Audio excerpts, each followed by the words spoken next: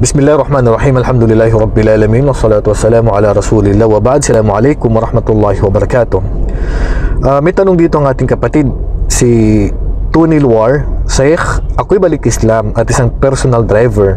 Ako'y nagfa-fasting. Tanong ko lang po, anong mainam kapag naabutan kami sa daan ng oras ng luhur or minsan oras ng asar at di ako nakapagsala at pagdating ko sa bahay? Okay. Sa mga ganito ang trabaho nila, nagtatrabaho sa isang amo at inabutan sila ng sala sa daan bilang family driver o personal driver or mga driver ng bus o taxi.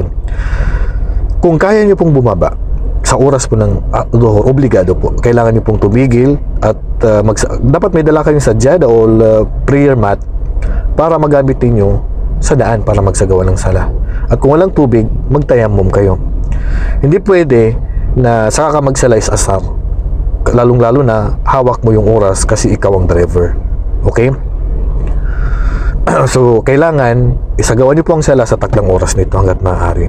At kung hindi po may isagawa dahil ang amo mo ay non-Muslim, na may makahanap kayo ng amo na Muslim po kasi hindi po pwede na manatili kayo sa trabaho na yan. At kung sakali nangyari ito, naabutan ka ng duhur tapos asar, hindi ka pa nakapagsala, siyempre unahin mo yung duhur bago po yung asar. Assalamualaikum warahmatullahi wabarakatuh.